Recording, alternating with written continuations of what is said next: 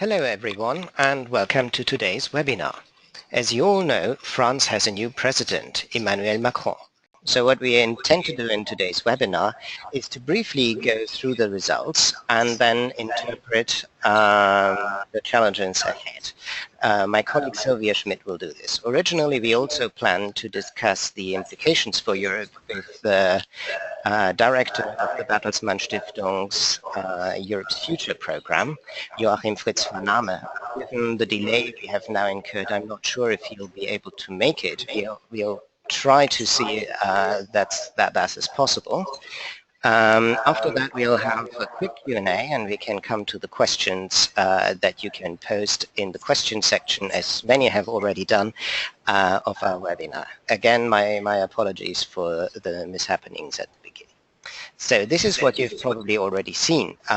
You know that Emmanuel Macron has been elected with close to 66% of the total votes, and that Marine Le Pen obtained close to 34%. Now let us look a little more into the details of these results.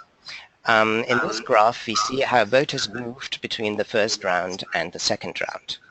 As is clear to see, both candidates won additional votes between the two rounds. Macron got these partly from Fillon voters, who are basically divided into people who decided to vote for Macron, and the other half is again subdivided into people who supported Le Pen and who decided to leave the vote blank. Similar for Mélenchon, again, half of his voters decided to support Macron, but here we have a higher share of people who decided to abstain in the second round of the election. So far so good, but this election also comes with some bad news.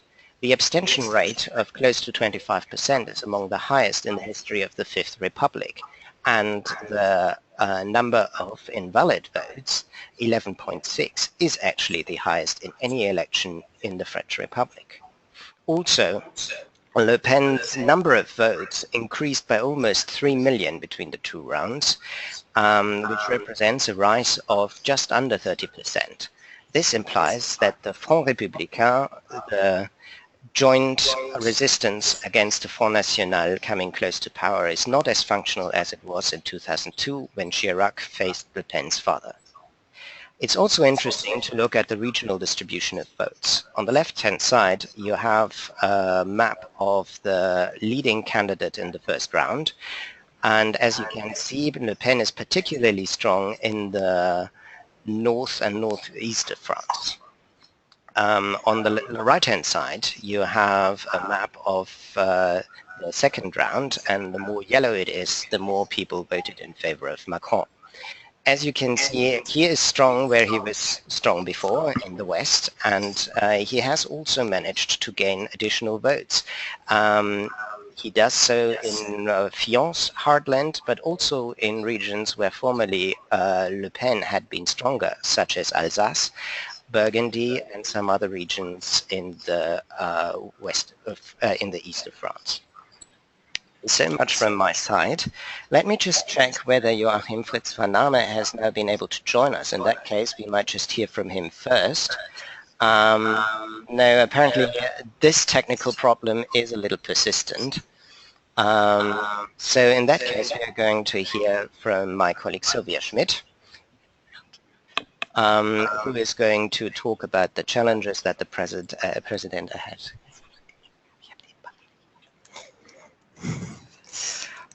Thank you very much, Christian, for the introduction. Hello again to everybody. I'm very lucky to hear that you can hear us now, and I'm happy to have you here to talk with us about the French elections and about what happened yesterday and what are the challenges ahead. So let's look first at the new president's schedule. So what's next? Well, as you can see, there are a few very important dates ahead. So firstly, there's the final day to pass the power from the current president, François Hollande, to the President-elect Emmanuel Macron. The latest date to do that, it's May 14th. May 14th it is because François Hollande got power on May 15th in 2012, so 5 years term. May 14th is the last day, May 14th midnight, the last moment to hand over power to Emmanuel Macron. Then there will be a very, very crucial period for the new president, because from mid-May on, this will be the time when he can nominate the new prime minister and subsequently also the new government. This is a very important point, yet we don't know who is going to be the new prime minister. Obviously, there are a few names in place. There are a few names which are called in the media, yet we don't want to go that much into estimations because obviously there is no clear call on this now. Then following to that, or actually in the same period, Macron is potentially due to do his first visit abroad. Obviously, this is also not sure yet where this will be, but one of the very sure bets is potentially Berlin, that is visiting Angela Merkel. Maybe also we can hear something at that point about how the new German-French motor engine will kind of push forward European integration. Who knows? But as we will see in a few moments, there are a lot of new ideas in the place, which is very exciting. So on June 11th and June 18th, we will be coming to one of the most crucial challenges of the new president, because these are the 2 dates when the legislative elections in France will actually take place. So June 11th, first round, June 18th, second round. Why is this so crucial and why is this so challenging? Well, as we all know, Emmanuel Macron has founded a new movement on March. So basically, this new movement, and for English, on the move, doesn't have a very traditional party body by now, and that's also not the sense of this movement, as it's something very new, very innovative in the party political landscape. This puts Macron nonetheless to the challenge that he has to find people, candidates for the legislative elections. And as we all know, even if the French president in the French political system has a very, very strong stance, it's nonetheless much easier if you can govern with a majority in parliament in place. So let's see how this is going along. As we've all seen, there have been a lot of divisions across French society, which have also shown during the French elections. As we've seen, the party political landscape has been very diverse, has been very, very controversial. So this is definitely going to be a very, very challenging point. And well, then there's the final date for the last, for this current legislature, which will be June 19th, which will mark the end of the 14th legislature in France. So let's now proceed a bit more into detail of Macron's economic plans. As we all know, Macron is kind of something in between left and traditional right, so he's more or less a central placed candidate, which also means that he kind of mixes saving and investing in his economic plans. So let's take a closer look. Firstly, it's quite important to note that Macron wants to adhere to European deficit rules. So he wants to reduce public spending down to 52% and also adhere to a structural deficit of not more than 3% in 2017. He has further, and this is a very important point in the mixture between saving and investing, he has an investment plan of 50 billion. This investment plan is composed as follows. He will want to invest 15 billion in education and skills training. This is also a very crucial point in how Macron wants to reduce unemployment, because he says that qualification and skills training is one of the key moments in how you can conquer especially the high youth unemployment we currently have in France at almost 25%. Another crucial point in the investment plan is ecological change and energy transition, also concerning those local authorities which are facing the challenge of structural change due to energy transition, just like nuclear change. Then we have 5 billion each for agriculture, public health, public transport, and the modernization of public administration, particularly concerning digitization of public services.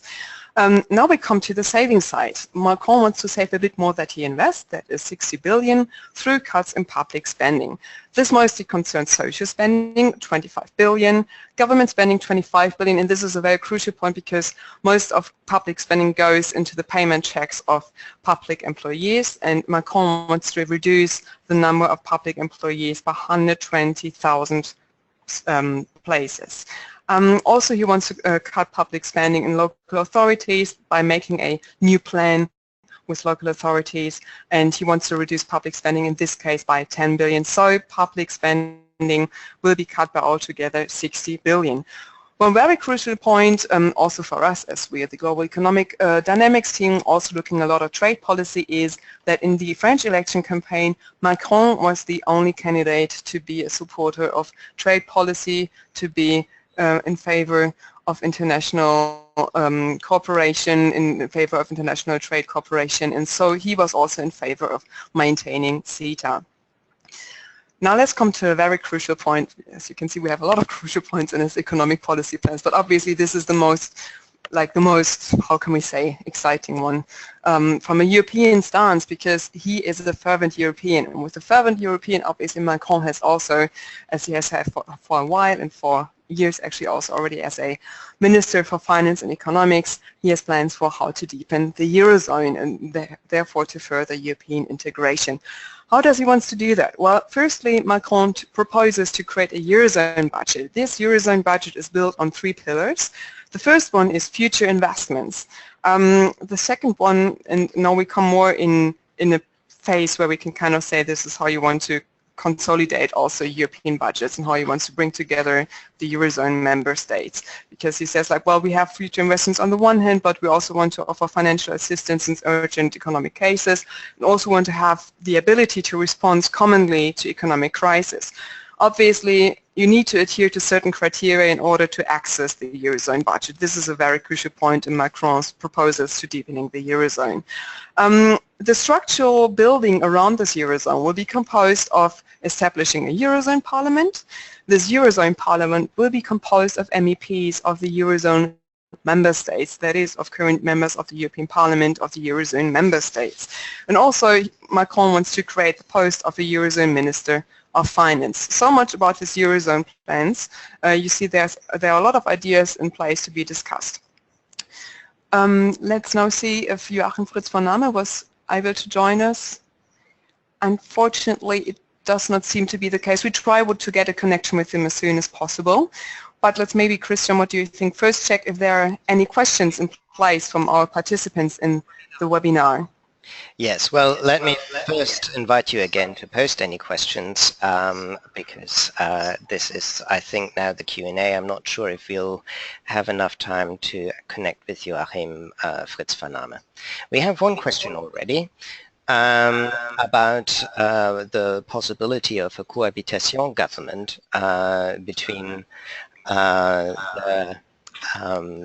Les Républicains, the center-right party, who might be able to form a coalition with the En Marche party. Yeah, this is an interesting prospect. I mean, as Sylvia has said, it will be very difficult for Macron to win a parliamentary majority of his own right. He's just starting out his party, so whether he will obtain his own majority is questionable. There is a certain chance that actually the Conservatives might do well. They were forecast to be the front runners before their candidate François Fillon got entangled up in an embezzlement affair. And with him gone, it is basically just their economic agenda that remains. And I think this is one that for many French is very important. So given that they might do well and that both Macron and the Conservative Party aim at reforming the French economy, and this is what is called for, there is a chance that this might be a collaboration that might work not too badly. If I might add something to this question. Firstly, obviously, if a few of you are familiar with the principle of cohabitation, this nonetheless proposes a challenge that, as we all probably know from reading the media or following more closely the French debate right now as well, is that Macron has a very, very ambitious plans to bring France forward, very ambitious plans on reforms on manifold sectors, might be economic policy in general, unemployment policy, social policy. There's a lot of things to be done and there's a lot of things he wants to achieve. Obviously, as we said before, this is the easiest if you have a stable majority in Parliament, which obviously is not sure if you will have the latter after the legislative elections. Nonetheless, something I would like to add at this point is that I find it quite interesting to see how Macron is actually planning to present his candidates for the legislative elections in June. Because as we know, it's a movement, it doesn't have the traditional party body, so you actually have no one who has actually already been part of En Marche, like for other traditional parties in several years, because obviously the movement has been founded last year in 2016. So how does he plan to find his candidates?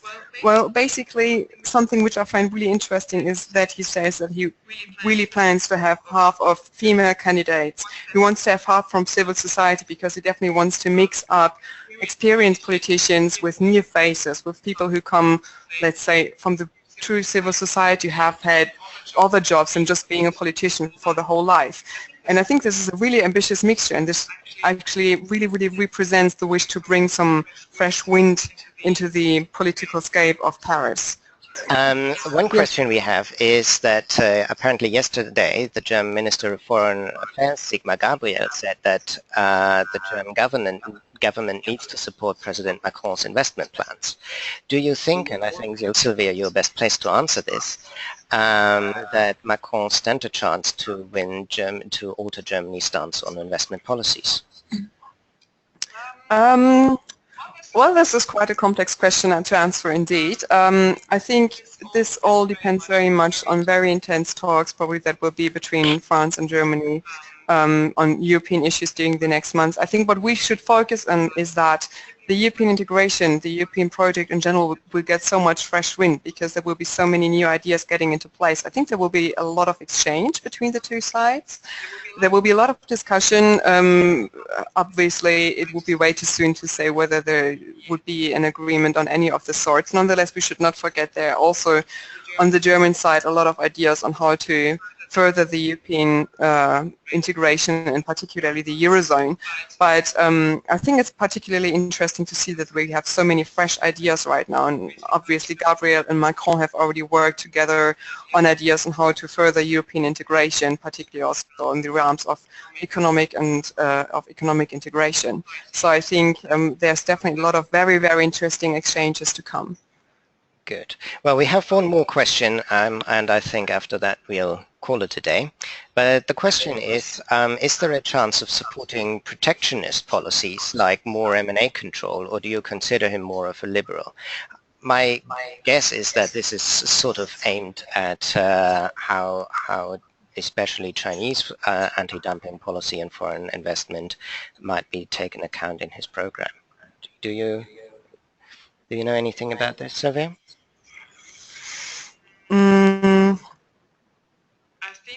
I think we have to see how this furthers. As we've said already, is that Macron is definitely in favor of trade policy, but I think he wants to structure it more. I think he wants to see that also European economy kind of is furthered in a way, but I think it's still quite too early to truly answer on this. Right. Unfortunately, I'm not in a position to add anything of substance to this. So I think all that remains for me to do is to thank you very much for attending our webinar, for your patience with our technical problems, for which I present our excuses. I hope you enjoyed it nevertheless, and I am looking forward to see you at our next webinar. Take care and goodbye.